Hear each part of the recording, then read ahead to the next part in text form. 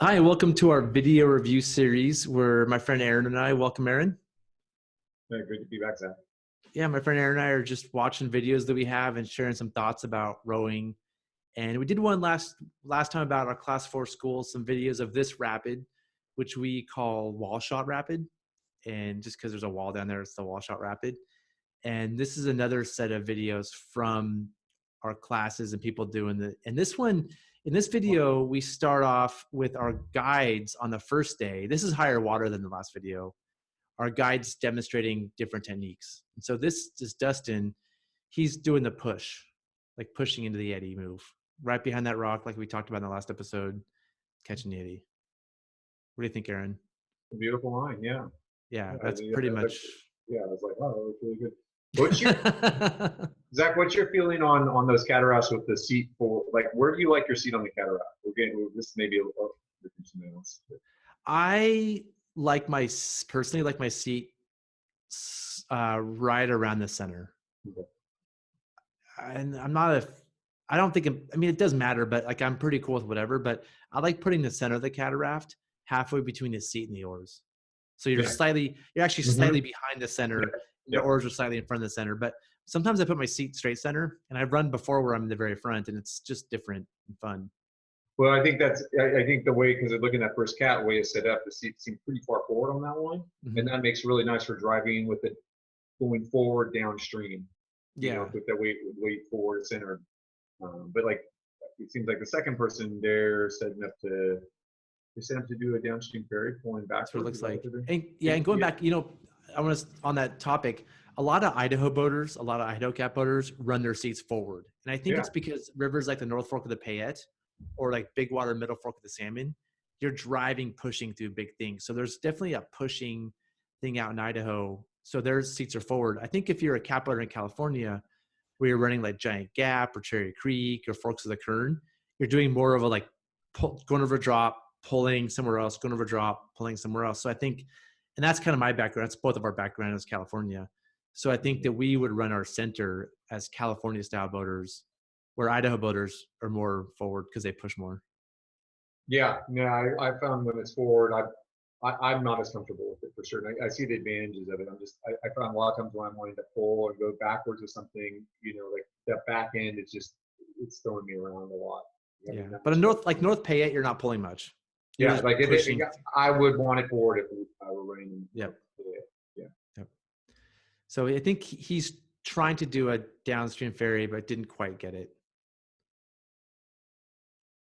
But it's still smooth and it worked well. I mean, he started up above there. If you go back up above where we were just looking before, he almost had the right angle there. But then I think it's left a little farther than.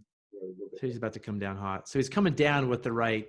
Yeah. But I think this happens a lot. Is that this is the classic downstream ferry that ends up happening? Is they pull and they end up turning, and you're not downstream ferry anymore. You're kind of sideways and then pulling a little upstream. I mean, that happens all the time. Yeah. And then once that happens, I mean, it's hard to get it back around. You have to work really hard to drive, like in that case, drive this left tube, this upstream tube back and get it around downstream. You have to just be cranking on that upstream oar a lot.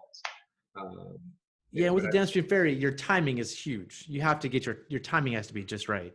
Well, and then like we were talking about before, when the cats in the last room, when they're going down forward, right? That one tube is catching the faster water and the other tube is catching the slower water. So usually the tube that's towards the inside is catching the slower water, and that causes you to spin around too. Or in this case, the raft, the back end of the raft is going to be the slower if they're getting over to the side, and the front end of the raft is going to be the faster water, and so they cause it to spin around. So you kind of got to like correct for that and pull harder with that upstream oar. Yep. That's pretty good. He could have got a higher, but that was solid. Yeah, that was a nice curve. In a raft, you're dragging more, so it's harder to move as aggressively because the floor is dragging so much water. Yeah, totally. And I think it's really hard to keep in your angle. That takes a lot. It's about practicing, doing it a bunch to really do a good downstream ferry. So again, we're demonstrating different techniques. This is some of our guides demonstrating, and this is Michael, doing, Brody just pulled as a downstream ferry. Now Michael's trying to push this move in a raft just to show a different way of doing it. He's got good angle, right behind that rock. And it's Yeah, pretty easy to catch beautiful. yep.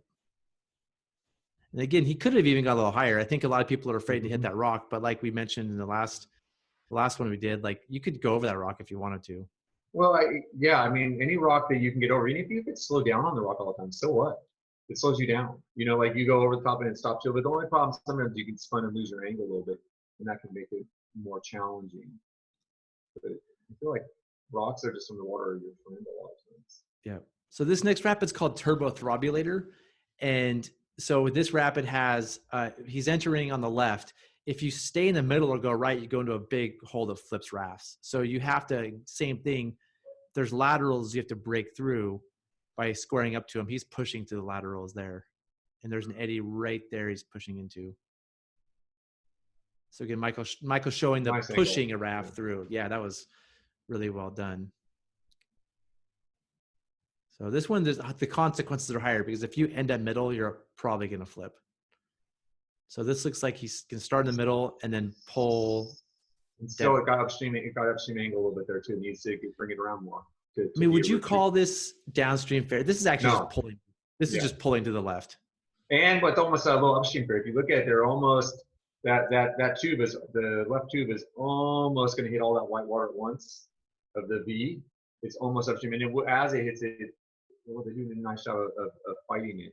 It's going to want to get spun around there a little bit. So this is we pulled it back a little bit. That's good. Pushing the cat in, and then here's pushing this move in a raft, which he's working. So I'm curious what they could even start farther up there, made that move even earlier if they wanted to, cut to that white water at the top a little more.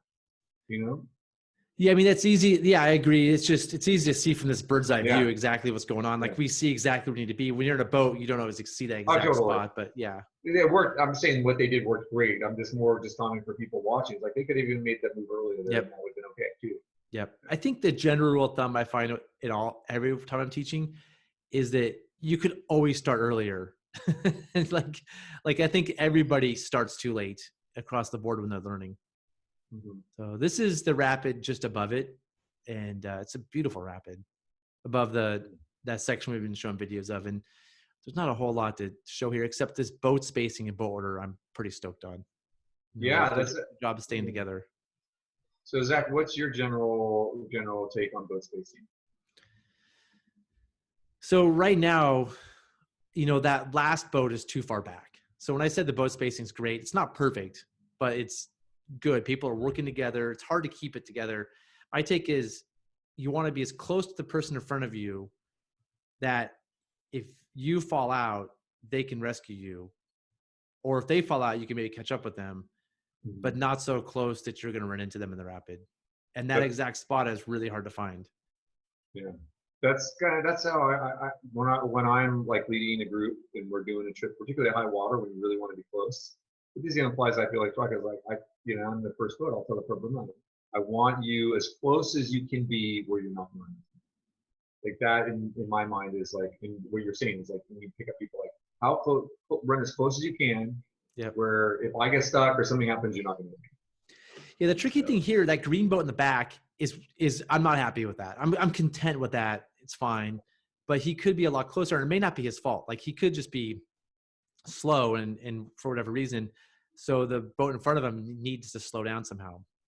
Yeah, maybe he got surfed in a wave or hole up there, and there's a lot of things going on. Like you said, like it's that's not awful, but it's not ideal or awful. Yeah, I mean, and they're looking back. You can see Dustin's in the back of that cat. He's looking back. If he swam now, there's not much anybody can do anyway. And all those boats are in that eddy at the bottom, ready to go if there's a problem.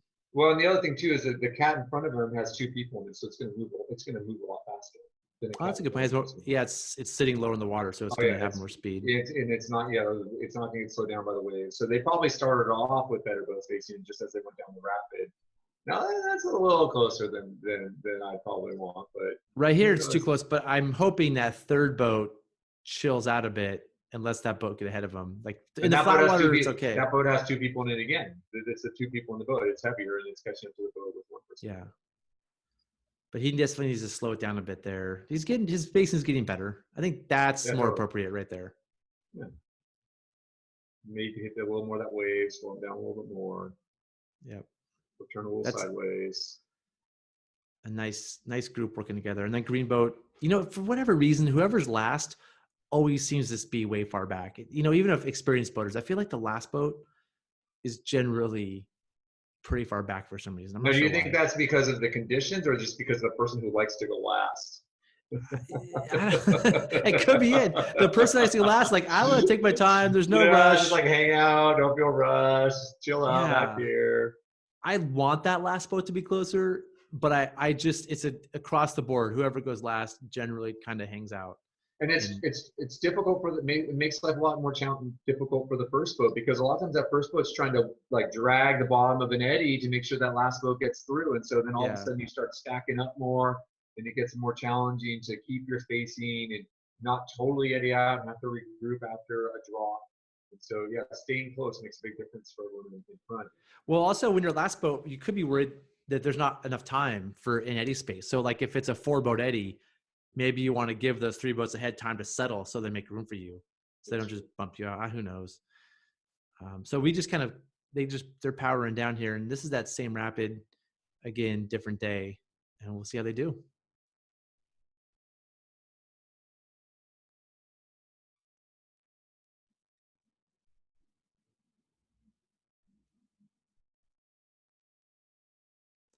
Aaron, Do you this let is anyone really else use Zach? Do you let anyone else use the drone, or do you always get to fly the drone? no, I never.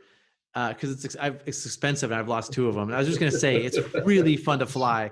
I've flown this rapid 20 times now, so I know where all the hazards are. But I mean, you make a mistake and it sinks, so I want to be careful. So right here, he's going for a downstream ferry. It looks like he's turned around, he's pulling, and just trying to do that downstream ferry action.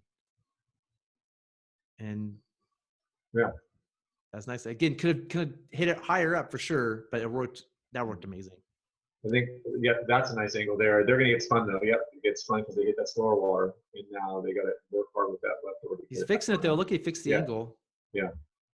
I mean, that's the one thing that was really cool about this. Did I go too far back? He's coming down. That's the good angle, right? And then he gets spun a little bit. But because he gets a slow water in that little hole. Yeah, I mean that's the cataract thing we were talking about before, where the tubes are so far apart, the one tube's in way faster water than the other, and they don't pivot quite as nicely as the raft does. So yeah, but you notice he's really kind of yarding on that left oar to try to turn the boat. So he's trying to fix that angle. Yeah. And does a pretty good job and catches the eddy beautifully.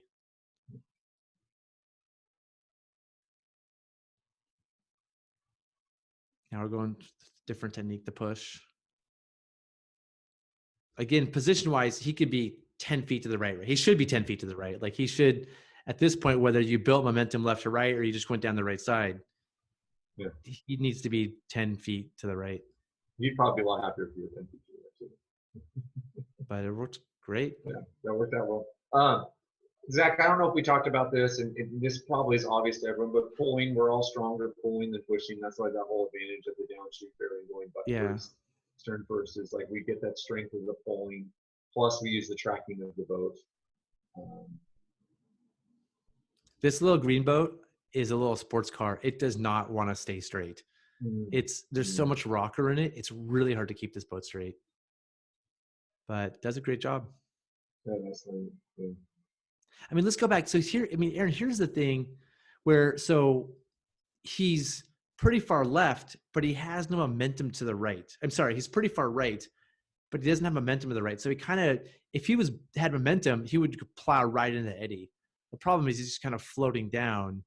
Well, and he catches it. I think, yeah. You think if you had more momentum? I don't know how much momentum you can get with that little boat. Though it's so light, it doesn't mean anything. Yeah, that's true. I hear what you're saying. I'd say maybe a little bit more downstream angle too, dropping into that thing so he doesn't get spun off so much. But he's kind of just floating down the right side and catches it. But if you're powering into it, you'll slam into the eddy really high. But those are all beautiful eddy catches regardless. Like nobody got even close to the wall there. It was pretty straightforward. Yeah. That's good. And here comes Michael about to plow into a bunch of floating undercuts. The most dangerous thing here, all those laughs. Yeah. Oh, yeah, they're like trying to trap him almost. Yeah, and here we are back at Turbothrobulator. And again, I get a different angle this time. You can see that big wave right there, that big hole. It'll definitely flip a boat. I've seen it flip a few boats. We had a rowing class one time where we had guys actually doing it. They did the class in a paddle boat. So it was 3 friends. They paddle boated it and they flipped there. And the highlight of the class is watching them get back on the boat, flip it over, and get back in, like in the next 50 feet. It was super cool. Yeah, their recovery after they flipped is amazing. But they flipped. That was the hole in the last day. They flipped in there. So here we're going for just the classic. Just pull it, just pulling over. It's going to take a lot of fighting, but good angle. You know, I call this pulling away from danger. Right, that hole's a danger. Point at it and pull. It's a very conservative way to go. Zach, can you go back up again? Because I think sometimes people, when you say that pull, right here, you point your nose at the danger and pull away. Some people get confused by this, and where they are up here, they'd have that nose of boat pointing at the hole. Yeah, that's a good point. And so I think sometimes they don't understand that. They don't understand like what you're like. They think, oh, point at it. But yeah, as you get closer to it, you'll point at it more. But initially, you know, you're going to be, you know, like when they get down there, they're pointing at it and they're pulling away from it. But then, I mean, right here, you don't want to be pointing at it because it will suck you in, right? Yeah. You want to be pulling away from it. And so, so away from it is to the left bank. Yeah, that's a good point. A way to, I need to rephrase things a little bit because he's doing the right thing here. He's pulling to the left bank. Now, see, in the case of a hole, you don't even want to point at it necessarily. If it was a rock, you would, because, well, if it's a hole too, if you're going to go into it, you want to hit it straight. So if you're not making it, you definitely want to just point into it. Yeah, but you don't want to pull away from it as you drop it over. You don't want to pull away from it. Yeah, that's a good point. So if it's a rock or a log, you want to point at it, so you hit it with your bow and pull away from it. If it's a hole, you know, you want to pull away from it, which is like, but don't like pull to away, go the other direction. But if you're going into it, hit it straight and try to have some momentum. Don't drop your momentum. Yeah. But he does a beautiful job here. That's a tough move, actually. Does nicely. Same thing. It's a nice conservative, just like pulling away from it. It's very relaxed. And so if you want, like, between the two of them, it's interesting watching both of those lines, because the first boat had more weight in it, so it's going to be harder for them to miss, but they had more angle too. They were pointed more towards, or the second boat's pointed more upstream. And so I think that's why they both had around the same line, is because that first boat, I think I like the angle on the first boat more than the second. Wow, they got way over there early. That was a nice boat. But still caught a piece of the hole. Yeah, that first boat. I mean, I'm realizing this more and more. We talked about this in a couple of videos ago, where being 90 degrees to the current and just pulling to the shore is going to move the boat. If you try to ferry like in something like this, it's just not going to work. You just need to bring the boat to the left shore by pulling to the shore. Yeah, I like thinking about the river's taking you downstream. You need to put energy into getting towards one side of the river or the other. You don't need to worry about going downstream. And fighting the river, pulling upstream in general isn't that helpful. I mean, that's kind of what he's doing here too in this green boat. Yeah. He's kind of fighting the river the whole time because he's pointed down. He's just fighting the river, which he's fighting. He's going to win the fight. You know, I mean, you don't usually win the fight against the river. I'm not going to say you win the fights, but he's going to make progress to the left. And so that progress he's slowly making to the left is what gets him through.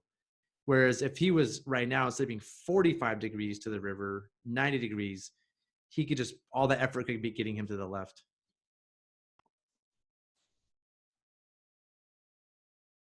Well, that's it, Aaron. Thanks again for joining another one of these videos.